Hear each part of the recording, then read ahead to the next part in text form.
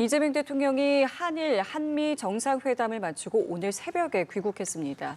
한미일 동맹의 재확인, 또 한미 조선협력 본격화라는 성과를 거뒀지만 숙제는 여전히 남아 있습니다. 한편 정부 여당이 검찰개혁 강론을 두고 충돌하고 있는데요. 관련 내용 포함한 정치권 이슈 최진 대통령 리더십 연구원장, 최수영 시사평론가와 함께 짚어보겠습니다. 두 분 어서 오십시오. 네, 안녕하십니까. 예, 안녕하십니까.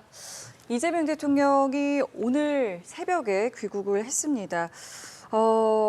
일본도 다녀왔고요. 또 미국도 다녀왔기 때문에 여러 가지 성과도 있었고요. 내용들도 있는데 두 분께서는 어떻게 평가를 하시는지 먼저 들어보겠습니다. 네, 뭐 사실 이번 3박 6일이지만 저는 나름대로 이재명의 외교를 그다음에 글로벌 사회에 신호를 보냈다. 저는 이렇게 좀 긍정적으로 평가하겠습니다. 일단 기본적으로 진보 진영이 배출한 대통령으로서 일본과 관계에서 굉장히 우호적인 스탠스를 취함으로써 오히려 그 보수 진영 대통령이 내놓은 것보다 오히려 그게 더 수용성이 높아지는 그런 계기를 마련했다는 점은 대단히 크게 평가할 것 같습니다. 그리고 이제 한일 관계가 어쨌든 이제 우리가 동북아의 블록에서 굉장히 중요한 지점인데 그거를 이제 그 연대를 통해서 나가기로 했고 그다음에 과거사 문제, 그러니까 쉽게 풀 것은 쉽게 풀고 그다음에 어렵게 풀 것은 좀 나중에 넘김으로써 실용적인 외교에 대한 그런 가능성을 남겼다는 점에서 한일 외교의 지평은 굉장히 저는 이번에 이 대통령이 전향적 모습을 보였다 말씀드리고요.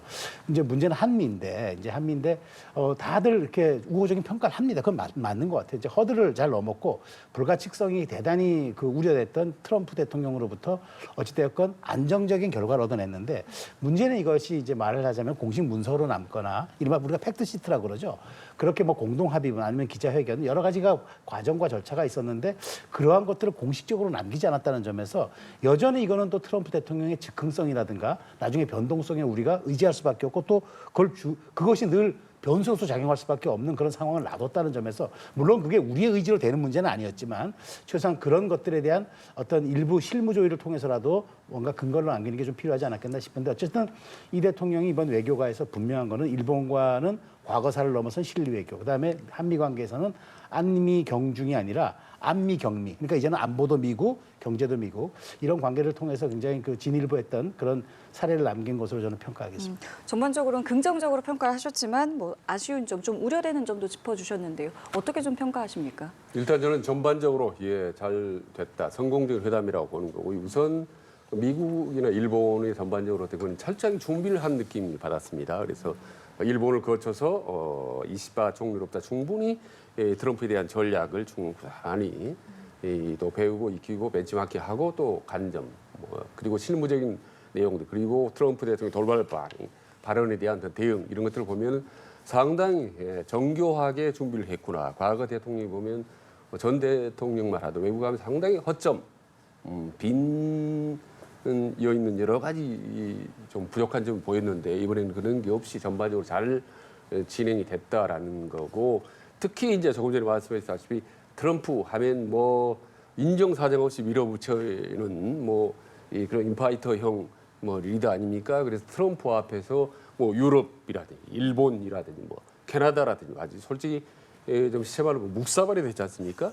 근데 거기에 비하면 우리 이재명 대통령 같은 경우는 상당히 선방을 했다 전반적으로 특히 이제 조금 전에 지적한 아쉬웠던 부분이 이를테면 공식 문서로 남기지 않았다라는 부분인데 저는 원래 연합에서 그렇고 방송 오히려 공동선을 하지 않는 게 이번 같은 경우 유리할 수 있다. 과거의 정상만 하던 거랑 모든 게 다릅니다.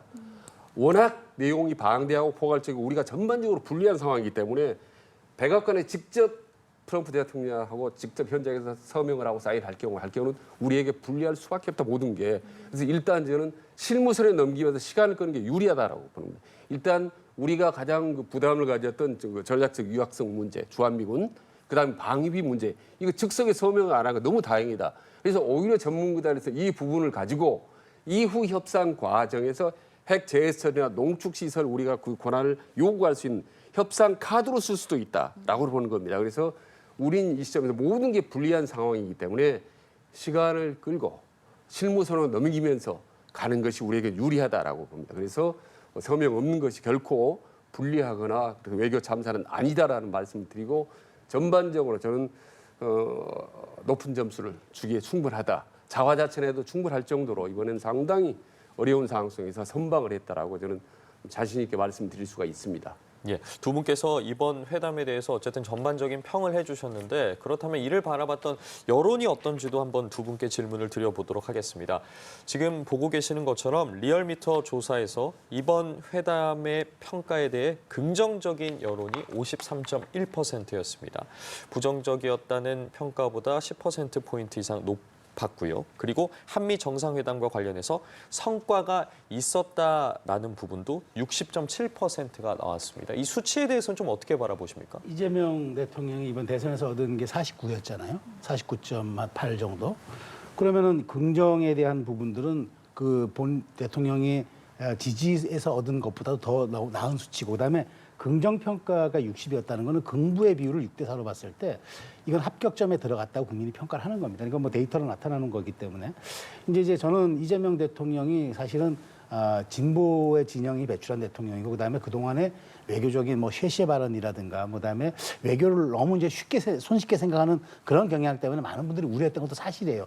혹시나 이런 부분들이 외교가에서는 굉장히 레토릭이라든가 과정, 그다음에 품격을 중요시하는데 이런 게 어떻게 좀 우리에게 리스크로 작용하지 않을까 굉장히 우려가 많았는데, 이번에 놓고 보면 정제되고 안정감 있고 그다음에 준비가 철저했다. 이른바 뭐 피스메이커와 페이스메이커는 라임의 중요성뿐만 아니라 적절하게 시대의 상황을 담았던 그런 이제 얘기들이고, 또 트럼프 대통령에 대해서 연구하고 가고 각종 경우의 수를 다 대비하고 왔던 것을 놓고 봤을 때 이재명 대통령이 그동안에 보여줬던 즉흥성이라든가 조금 경박해 보이는 이런 발언이 아니라 그건 사실상 선거용이었다. 이런 걸 이제 국제사회라든가 우리 이제 국민들에게 인식을 시켰던 것 같아요. 그래서 이게 이제 남은 거는 사실은 이제 대중외교거든요. 그러니까 우리가 대중, 대일, 대미 외교가 우리의 3대 외교 축이잖아요. 그렇다면은 지금 대일 외교와 대미 외교는 60점의 평가를 받았는데, 그럼 이게 이제 결국은 또 대중 외교에서는 이게 부담으로 올 겁니다. 왜냐하면 여기서 이만큼 나간 것만큼 또 레버리지가 이쪽은 작아지기 때문에, 그런 측면에서 그러면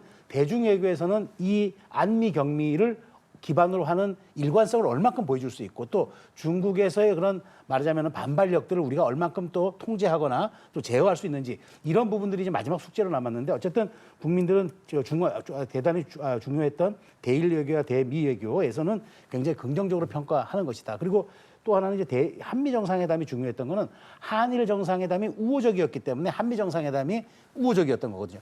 미국 입장에서는 한일이 잘 지내는 것만큼 중요한 동북아 질서에 일종의 블록 전략이 없기 때문에, 그런 측면에서 어쨌든 국민들이 이렇게 좀 체감적으로 평가한 것이 아닌가 말씀드립니다. 앞서 원장께서도 긍정적인 평가를 해주셨는데 그 부분이 충분히 반영된 수치라고 보시는지도 궁금하고, 짚어주신 것처럼 이제 타국 정상들과의 관계도 뭐 과제로 남아있지 않겠습니까? 어떤 영향을 미칠지도 궁금합니다. 일단 뭐 이재명 대표 긍정적인 게 50%, 60% 이렇게 되지 않습니까? 근데 기존의 정상회담에서 얻었던 지지율, 긍정적인 지지율보다는 훨씬 더 플러스 알파, 베타의 점수를 줘야 된다고 생각합니다. 왜냐하면 이번 한미 정상은요, 제가 보기에 21세기 들어서서, 그러니까 2000년 이후에 우리 대한민국 대통령이 수없이 많은 정상회담을 했지만 가장 어렵고 힘겨웠던 저는 정상회담이라고 봅니다. 어떻게 보면 모든 사안이나 모든 이슈에 대해서 미국은 일방적으로 공격을 하고 우리 한국은 일방적으로 방어를 해야 되는 입장입니다. 이런 정상회담이 어디가 있어요? 그러니까 아주 잘해야 이번에는 본전을 할 수밖에 없는 그런 정상회담이니까, 특히 우리 전문가들도 이거 캐나다나 또 우크라이나나 남아공처럼 완패만 하지 않으면 좋겠다라고 했는데 거의 완성을 했다고 얘기해도 될 만큼 아주 상당히 선방을 해왔다고 봅니다. 그런 점에서 저 긍정적인 평가 50% 혹은 성과 있었다라는 60% 수치는 다른 정상회담에서 얻었던 득표율보다 훨씬 높다. 오히려 70%, 80%라고 평가해도 될 만하다라고 저는 많이 긍정적으로 평가합니다. 이제 이후 많은 이제 과제가 남아 있지만은 이런 실무서는 뭐 우리가 힘들게 맞이해야 되는 부분, 우리가 극복해야 되는 문제이기 때문에 이제 우리가 총력을 합쳐서 돌파해나가고 넘겨 나가야 되는 이제 과제죠, 우리가. 알겠습니다.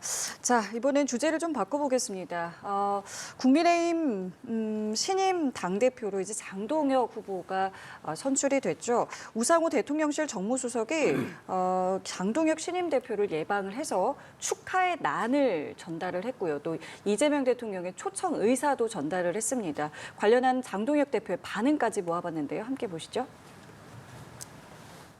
왜 적절한 날에 초대해서 같이 정상회담 결과도 잘 말씀을 드리고 싶다 이런 초대의 말씀을 전하라고 하셨습니다. 오늘 안타깝게도 우리 정무수석께서 난을 들고 오는 그 와중에도 오늘 본회의장에서는 난이 일어났습니다. 저는 협치는 파이를 나누는 것이 아니라 파이를 키우는 것이라고 생각합니다.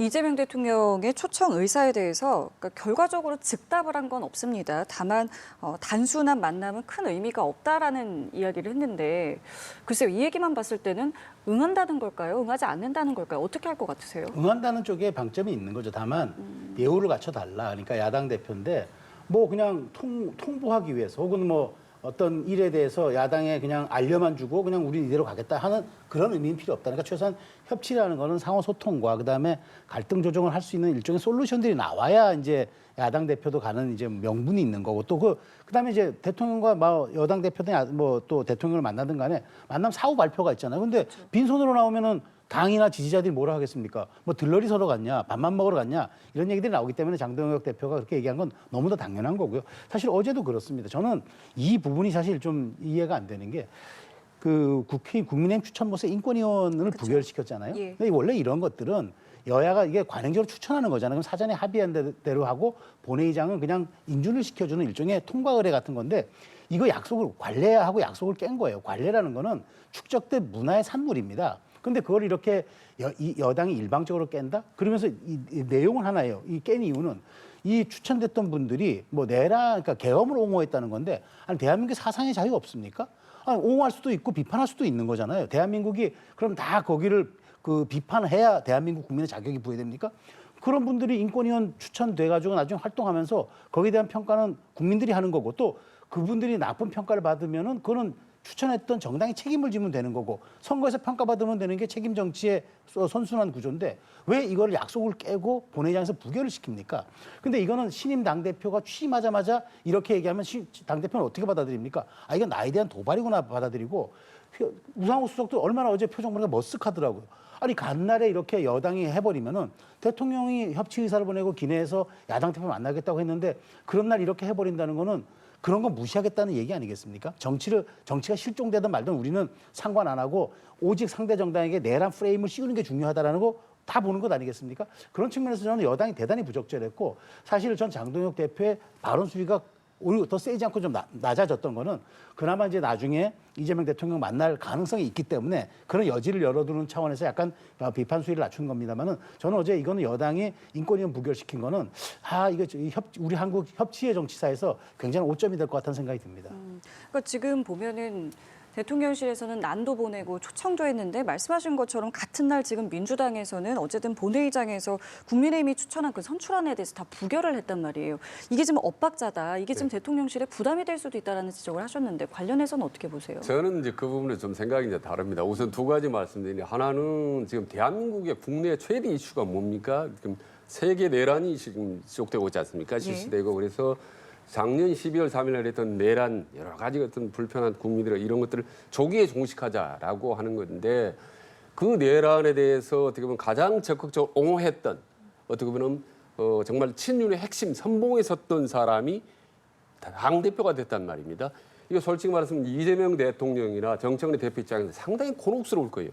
내란을 청산하고 빨리 특검을 해서 정부를 안정시켜야 되는데 오히려 윤석열 어게인을 외쳤던 사람이 당대표가 된 겁니다. 제1야당. 이 상황을 어떻게 맞아야 될지 저 사람하고 영수회담을 하면 마치 내란 척결 세력, 내란 옹호 세력을 마치 인정하는 듯한 그런 인상을 줄 수 있기 때문에 대단히 곤혹스럽다. 여권 입장에서는.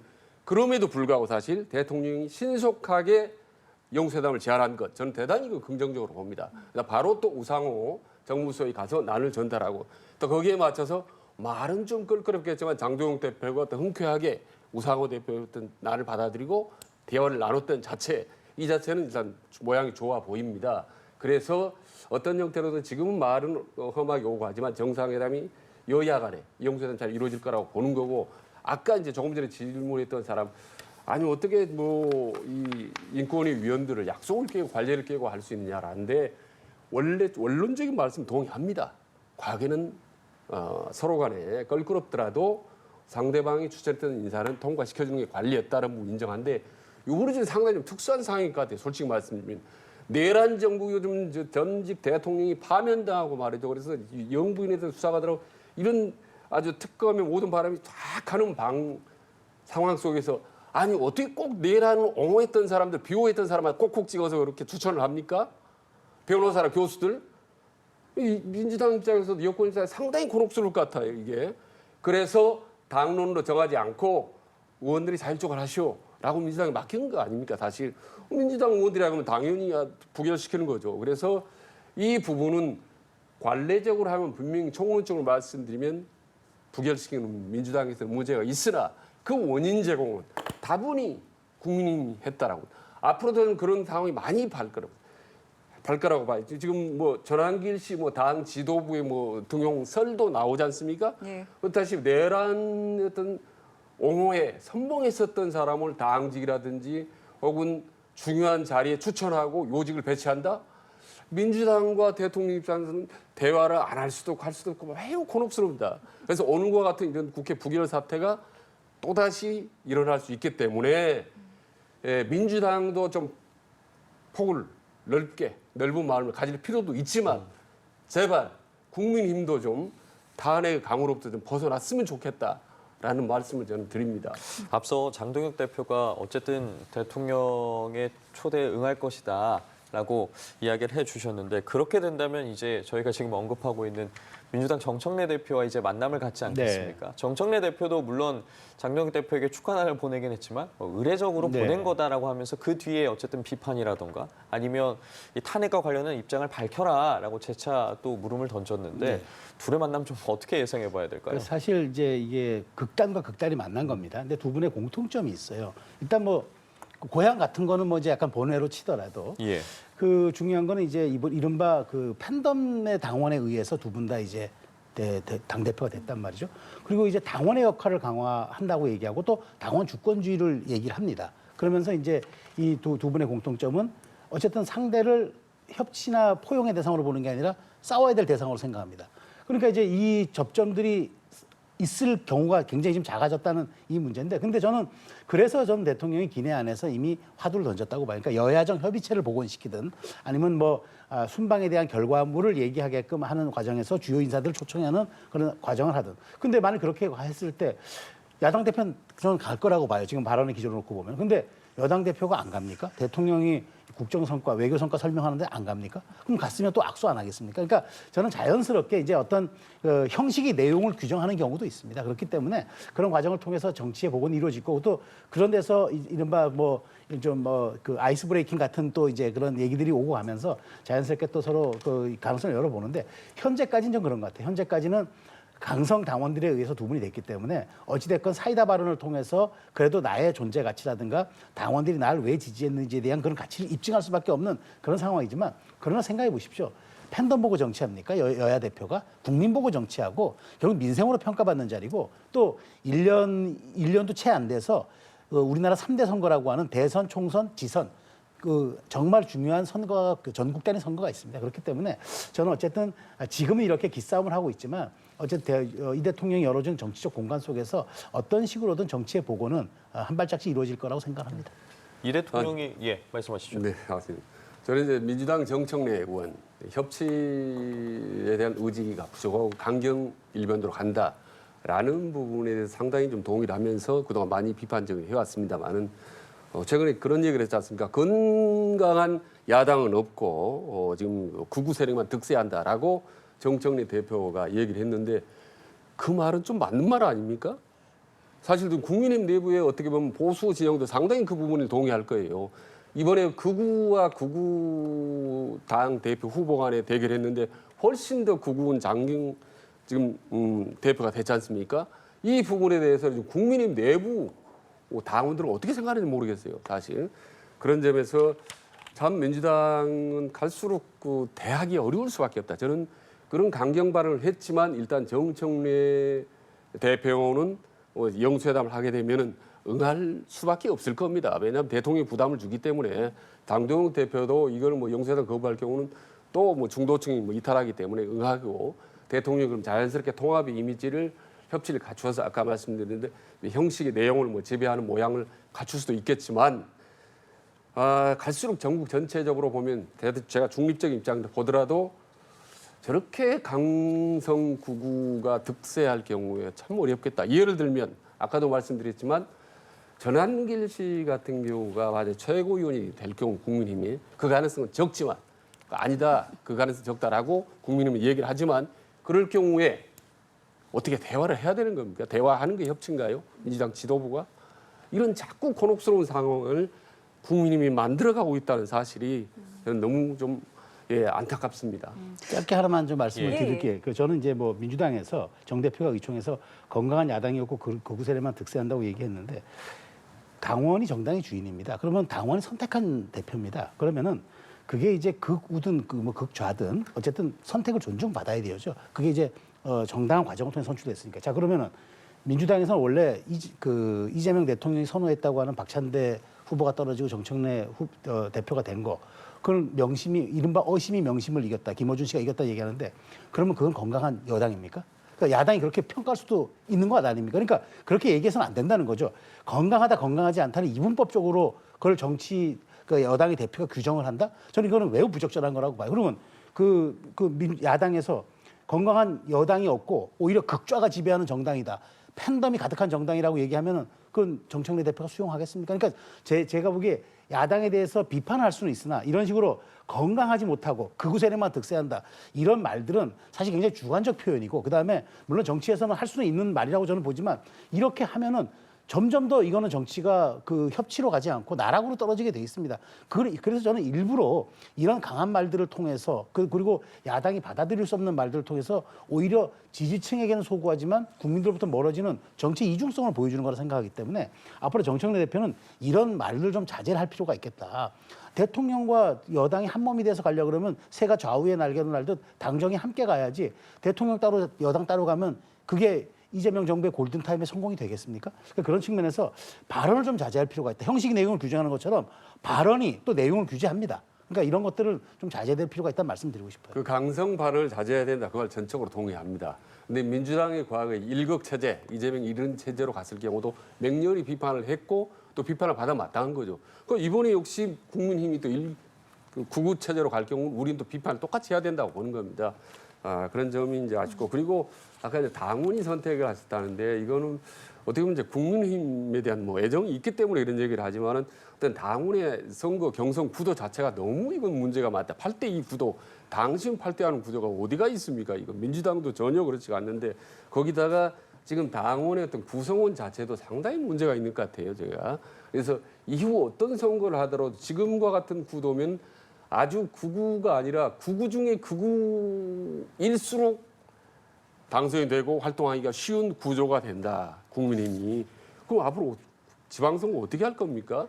극우만 가지고 중도층 없이 온건 보수 다 떨어뜨리고 그런 점에서 애정을 가지고 이제 말씀을 어떻게 드린 건데 예. 모르겠습니다. 장동혁 체제가 새롭게 들어섰으니까 예. 앞으로 새로 좀 더 뭔가 좀 변화될지 아니면 그대로 본인 스타일로 윤 어게인 고라는 스타일로 계속 갈지 이거는 조금 며칠 지나면 금방 뭐 판가름이 날 거라고 봅니다. 그럼 관련해서 저희가 어제 장동혁 대표의 최고위 발언을 좀 준비했는데요. 이 발언 듣고 바로 질문 드리겠습니다. 함께 보시죠. 우리가 과거의 옷을 벗고 미래로 나가야 할 시간입니다. 이제 변화된 하나된 국민의힘을 국민들께 보여드리겠습니다. 만약에 적절한 결단이 필요한 시점이라면 제가 할 수 있는 결단을 하겠습니다. 당의 내부에 의견 차이가 있다면 배제가 아닌 더 많은 소통과 대화의 노력을 해야 하며 원장님께서 애정이 있는 국민의힘이 걱정된다라는 말씀을 여러 차례 해주셨는데 지금 발언이 이제 어제 최고위 발언인데 사실 지난 이제 수락 연설과 비교를 했을 때는 조금 수위가 좀 낮아졌다 이런 분석들도 조금 나오더라고요. 네. 관련해서는 어떻게 좀 동의하세요? 글쎄요, 이제 왜냐하면 미래를 계속 이야기를 하고 있기 때문에 아니, 그러니까 과거의 옷을 벗고 미래로 나가자고 하는데 본인 장동혁 대표가 과거의 옷을 두껍게 입고 있지 않습니까? 그렇죠? 윤석열 대통령도 적극적으로 옹호하고 또 감옥에도 면회도 가겠다고 하는데 한번 감옥 면회 갈지 한번 보겠습니다만은 갈 것 그리고 같으세요? 예? 갈 것 같으세요? 아마 본인이 가겠다고 국민들한테 약속을 했습니다. 당원들에게. 그러니까 갈 겁니다, 아마. 예.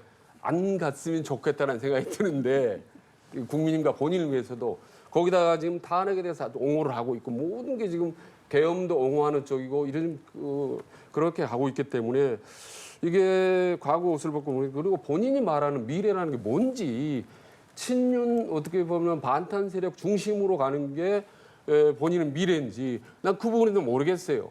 이후 이제 선택지는 세 가지입니다. 하나는 약간의 템포 조절, 강성 우익이지만은 좀 템포로 조절하면서 스텝 바이 스텝으로 가는 것. 그 다음에 이제 두 번째로는 아주 세게 기존의 스타일로 그냥 강성으로 계속 가는 겁니다. 세 번째는 완전히 깜짝 놀랄 정도로 전혀 다른 모습을 보여주는 거죠. 세 번째 가능성은 매우 희박하다고 봅니다만은 뭐 첫 번째나 두 번째는 이제 비슷한 경우입니다. 일단 뭐 친윤 어게인 행보 쪽으로 갈 가능성이 높고 이렇게 가는데 국민주당 대통령에게 협치해라, 협치 안 하면 어떻게 야당을 상대하면 이렇게 갈 경우에 글쎄요, 이걸 어떻게 템포 조절을 해야 될 그 사람은 장동혁 대표가 아니라 민주당일 것 같다. 템포를 사실 해야 됩니다, 민주당도. 저렇게 구구 일변도로 간다고 해서 또 어때 정면으로 강대강으로 갈 수도 없지 않습니까, 사실은? 그래서 상당히 정치력을 발휘할 때다. 이재명 대통령도 그렇고 특히 정청래 대표도 본인 정치 스타일로만 가면 안 되는 거죠, 사실은.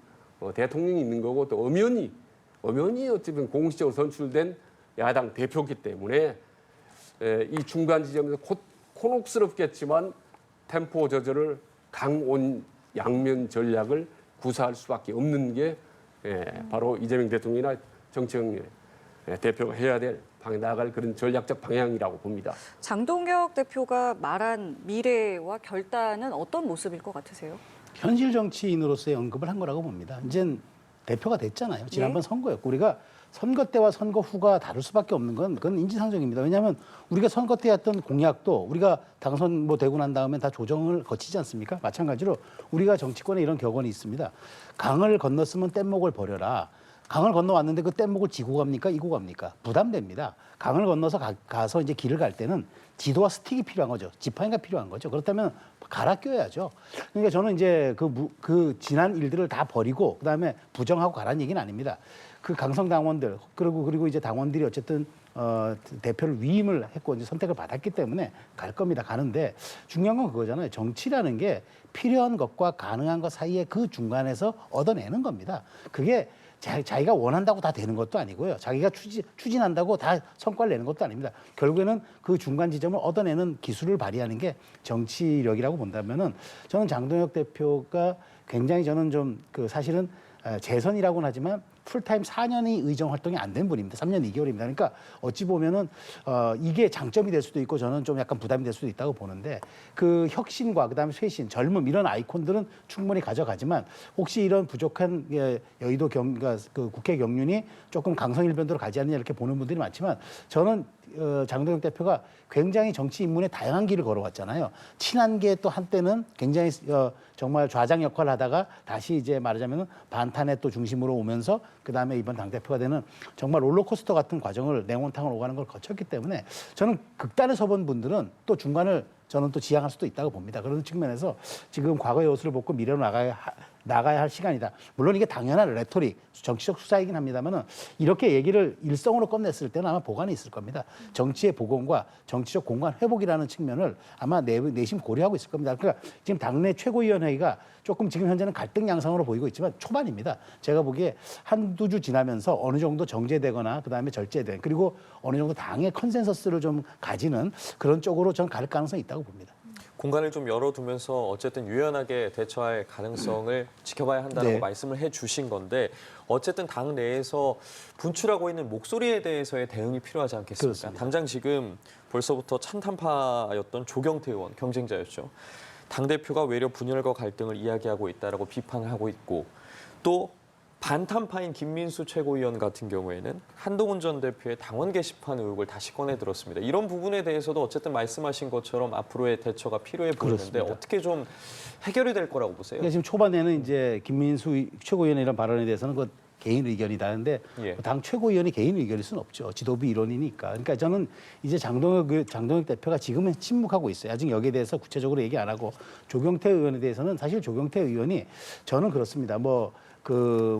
무조건 다수이건 따르고 히틀러 같아 이런 얘기 저는 그래도 우리가 허니문이라는 게 있잖아요. 경쟁자였고 그다음에 대표가 됐으면은 그런 강한 톤의 발언들은 좀 경쟁자였기 때문에 자제하고 그럼 대표가 어떤 식의 공간을 열어가는지 좀 당분간 몇 주든 한 달이든 지켜본 다음에 그다음에 저는 비판하는 게 도리라고 봅니다.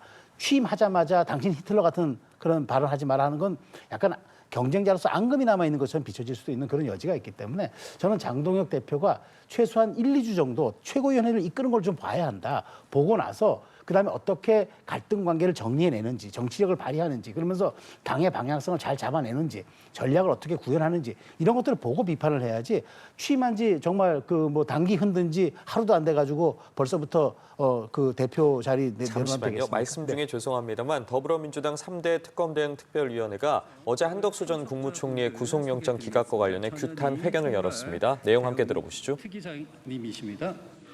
네, 김병주 위원장님, 박희승 위원님, 장경태 간사님, 이재강 위원님, 이현희 위원님, 이재관 위원님, 김준혁 위원님, 이성윤 위원님, 서미화 위원님, 김상욱 위원님 참석하셨습니다. 그럼 바로 기자회견 실시하겠습니다.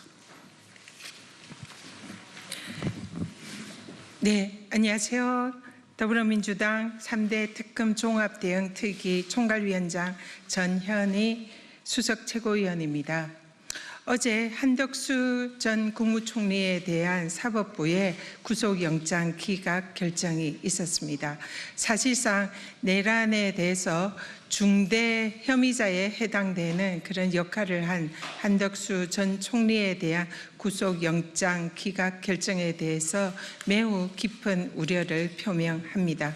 한덕수 전 총리는 범죄 혐의도 심각할 뿐만 아니라 또한 사실상의 증거인멸 가능성도 있는 매우 심각한 그런 상황입니다.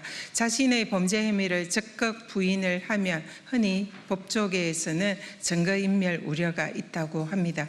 그럼에도 불구하고 한덕수 전 총리에 대한 납득할 수 없는 법원의 영장에 대해서 저희 3대 특검 법원의 영장 기각 결정에 대해서 저희 3대 특검 특위에서는 오늘 기자회견을 통해서 규탄하는 성명을 발표하고자 합니다. 아울러 어제 내란 특검에서는 안규백 국방부 장관에 대해서 내란에 대한 철저한 진상규명과 또 사후 대책을 촉구하는 방문을 가졌습니다. 거기에 대해서도 오늘 기자회견에서 저희들의 입장을 밝히고자 합니다. 우리 언론인 여러분들의 많은 관심과 보도 부탁드립니다. 감사합니다.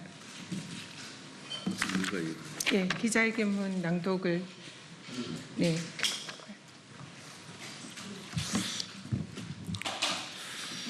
법원은 한덕수 전 국무총리 구속영장 기각으로 인한 국민적 분노를 직시해야 합니다.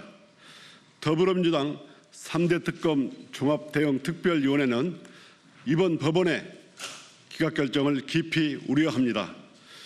대통령이 친일 쿠데타라는 헌정 파괴 행위 앞에서 국무총리라는 국정 제2인자가 헌법을 지키기는커녕 내란의 정당성을 부여하려 했다는 혐의는 결코 가볍지가 않습니다. 그럼에도 법원은 위증과 증거인멸 우려가 농후한 피의자에 대해 영장을 기각했습니다. 국민 눈높이에서 도저히 납득할 수가 없는 결정입니다. 법원은 이번 기각으로 내란 세력에게 아주 잘못된 신호를 보내주었습니다. 허위 개헌 문건 폐기라는 노골적 증거인멸 의혹마저 외면한 것은 사법 정의를 후퇴시키고 사법 신뢰를 근본적으로 흔드는 위험한 선택입니다. 국민들은 이미 윤석열 전 대통령 구속 취소라는 석연치 않은 판결을 지켜봤습니다. 이번 기각은 법원의 공정성, 절차적 정의에 대한 국민의 불신을 더욱 키웠습니다. 법원의 권위는 투명성과 공정성에서 나옵니다. 이를 스스로 무너뜨린다면 남는 것은 불신과 분노뿐입니다. 우리 위원회는 특검이 이번 결정에 주저하지 말고 보강 수사 후 영장을 반드시 재청구하여 내란 공범 세력의 범죄를 끝까지 규명할 것을 강력히 촉구합니다. 이미 국민들 사이에서는 내란 특별재판부 도입 요구까지 나오고 있습니다. 법원은 민심의 경고를 결코 가볍게 여겨서는 안 됩니다. 더불어민주당 3대 특검 종합대응특위에서는 내란 세력에 대한 완전한 단죄가 이루어질 때까지 국회 차원의 모든 역량을 총동원하여 특검을 뒷받침하겠습니다. 2025년 8월 28일 더불어민주당 3대 특검 종합대응특별위원회 일동. 네, 내란 특검 종합대책위원회 위원장 김병주입니다. 네, 더불어민주당 특검 대응특위 위원들의 발언 듣고 오셨는데요. 법원이 위증과 증거 인멸의 우려가 농후한데도 불구하고 어제 한덕수 전 총리에 대한 영장을 기각했다면서 사법부 결정에 대해서 깊이 우려한다고 밝혔습니다. 관련 내용은 저희가 잠시 후에 두 분께 대담해서 다뤄보도록 하겠습니다. 네, 내란 특검에서도 입장을 내놨습니다. 이번 한덕수 전 국무총리의 영장 기각과 관련해서 법원의 결정을 존중한다. 앞으로 수사 진행은 내부의 논의를 거쳐서 결정할 예정이다라는 입장을 내놨습니다. 한덕수 전 국무총리 영장이 기각되고 지금 보신 것처럼 민주당 특검 특위에서도 그리고 내란 특검에서도 각각 입장을 밝혔는데 어떻게 좀 들으셨습니까? 아니, 저는 정치권에 이렇게 과도하게 개입합니까? 특검이 영장을 청구하고 법원이 판단했으면 존중하면 됩니다. 특검 수사가 그 예외성 보충성에 의해서 특검 수사는 진행되는 겁니다. 그런데 특검이 이렇게 구속영장을 쳤는데 법원이 일단 뭐 도주의 우려가 없는 것도 맞고 그다음에 지금의 사실관계가 매우 엄중하니까 이거는 불구속 상태에서 좀 법적 다툼의 여지가 있고 그다음에 이미 주요 관련자들이 다 구속이 돼서 이미 증거인멸의 우려가 없다고 얘기했습니다. 그런데 왜 정치권이 여당이 나섭니까? 여당이 특검의 후견인입니까? 특검이 뭔가 잘 못하면은 그거를 정치가 보완해 줍니까? 이게 예외성 보충성에 어긋날 뿐더러 특검의 정치적 중립성과 독립성, 객관성을 전부 저해하는 행위들이죠. 저는 여당이 건건이 있을 때마다 이렇게 나오는 건 매우 부적절한 행태라고 봅니다. 특검 자체도 우리가 법원의 판단 존중하고 나머지 영장을 다시 칠지 보강해서 할지는 그건 특검이 판단할 문제인데 정치권이 이래라 저래라 하는 거는 지금 특검이 그렇다면 민주당의 의도대로 입맛대로 휘둘리고 있다는 걸 방증하는 것 아니겠습니까? 매우 부적절한 행위고 이런 일이 나올 때마다 재판부를 겁박합니다. 재판부가 김 여사를 구속할 때는 잘했다고 하고 이렇게 영장을 기각하면은 재판부 보고 반역사적이라고 한다면은 도대체 이 땅의 사법 정의는 어디서 찾으란 말입니까? 저는 민주당이 지금 오버를 해도 너무 오버하겠다 말씀을 드리고 특검이 자체적으로 연말까지 수사하게끔 공간을 정확하게 객관적 중립적으로 놔주는 거 그게 저는 정치가 할 일이라고 생각합니다. 일단 뭐 정치권이 자꾸 우리 사법부 재판에 개입하려고 하는 거는 여야 불문하고 오래전부터 봐왔습니다. 사실은 누가 누구에게 뭐 도로 던질 수 없는 상황인데 반대로 사법부가 자꾸 정치를 하려고 하는 게 아니냐라는 그런 의혹이 최근 들어 상당히 강하게 제기되지 않습니까? 그래서 사법부 판단을 어디까지 믿어야 될지 솔직히 저는 잘 모르겠어요, 요즘에. 더구나 이번 사건 같은 경우는 지금 전 현직 대통령이 계엄으로 했을 때 파면당한 상태였고 그다음에 관련된 혐의로 일단 장관들, 그리고 계엄에 대한 주무장관이었던 누구죠? 행자부 장관, 그리고 국방부 장관이 구속 상태 아니겠습니까?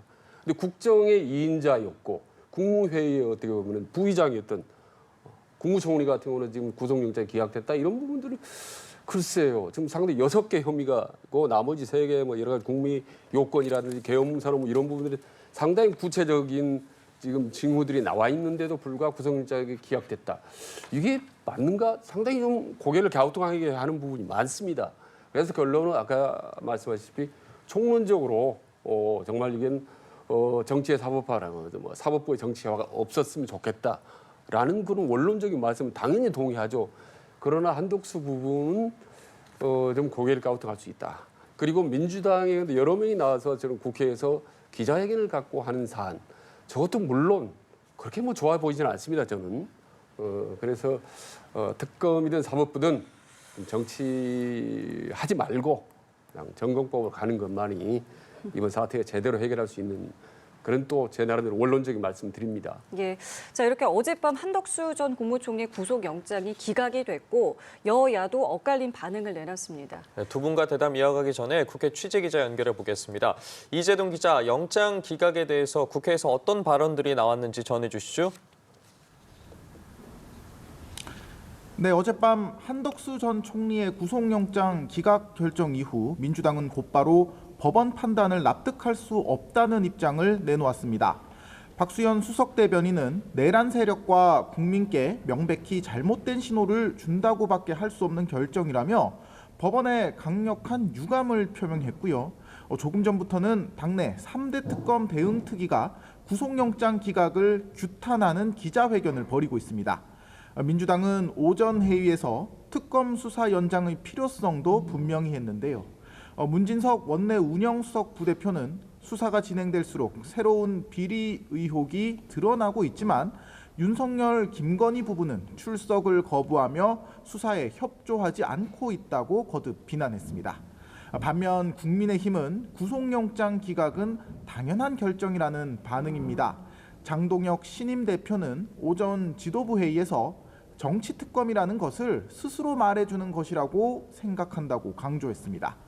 그러면서 법원이 또다시 당원명부 압수수색 영장을 발부한다면 법원 스스로 사법부이기를 포기하는 것이라고 생각한다는 입장도 내놓았습니다. 앞서 민주당 정청래 대표는 SNS를 통해 윤석열 전 대통령의 탄핵과 파면이 잘못된 것이냐는 취지의 공개 질문을 장 대표에게 던졌는데요. 이에 대해 장 대표는 왜곡과 망상으로 점철된 정치 공세에 대해서는 답할 필요가 없을 것 같다고 언급했습니다. 네, 그리고 어제 국회 본회의에서 국민의힘 추천 몫의 국가인권위원 후보자 2명의 선출 안건이 부결된 것을 두고도 후폭풍이 이어지고 있다고요. 네, 어제 국회 본회의에서 야당 추천 인권위원 선출 안건이 부결되면서 국민의힘이 국회 일정을 모두 거부하겠다고 밝혔죠. 해당 후보자는 사랑제일교회 전광훈 목사를 변호한 것으로 알려졌는데요. 송원석 원내대표는 누군가를 변호한 게 결격 사유라면 살인범을 변호한 이재명 대통령은 대통령 자격이 있냐고 비판했습니다. 이어 여당 원내 지도부가 의총 공개 발언에서 부결을 선동했으며 국회의장도 여당의 폭거를 두둔했다고 비난했습니다. 반면 민주당은 부적합한 인사를 추천한 국민의힘의 잘못이라는 입장입니다. 한정혜 정책위 의장은 국민의힘이 인권위 이름에 맞는 인권 감수성을 가진 이들을 추천해야 한다고 반박했고요. 원내 소통수석 부대표인 박상혁 의원은 야당의 보이콧을 겨냥해 헌법적 의무와 자신들의 역할마저 내팽개친 국민의힘은 더 이상 공당의 자격마저 없다고 목소리를 높였습니다. 국민의힘이 국회의장과 여당의 사과와 반성 없이 향후 정기국회 주요 일정 협의는 어렵다고 거듭 밝히고 있어 정기국회가 시작부터 파행할 수 있다는 전망도 나옵니다. 예, 그리고 지금 말씀하신 정기국회와 관련해서 여야가 오늘 전략점검에 들어갔다고 들었는데 관련한 내용도 전해주시죠. 네, 민주당과 국민의힘은 오늘부터 1박 2일 일정으로 각각 워크숍과 연찬회를 열고 9월 정기국회 준비에 들어갑니다. 민주당 워크숍에서는 대통령실 김용범 정책실장과 하정우 AI 미래기획수석이 참석해 이재명 정부의 국정기조와 AI 대응을 주제로 강연을 합니다. 이어 정부 국무위원들도 참석해 상임위별로 정기국회 대응 전략을 토론할 계획입니다. 이번 주 새 지도부를 꾸린 국민의힘도 연찬회를 통해 내부 결석을 다지고 전열을 재정비하는데요. 장동혁 대표 체제 출범 이후 처음 열리는 행사인 만큼 당은 대여 투쟁 노선을 재확인하고 단일 대우를 강조할 예정입니다. 지금까지 국회에서 전해드렸습니다. 네, 국회 취재기자 연결해서 정치권 소식 다뤄봤는데요. 저희가 앞서 이와 관련한 정치권 소식들 스튜디오에서 두 분과 이야기를 나눠봤습니다. 오늘 두 분 말씀은 저희 여기서 줄이도록 하겠습니다. 지금까지 최진 대통령 리더십 연구원장, 최수영 시사평론가와 함께했습니다. 고맙습니다. 네, 감사합니다.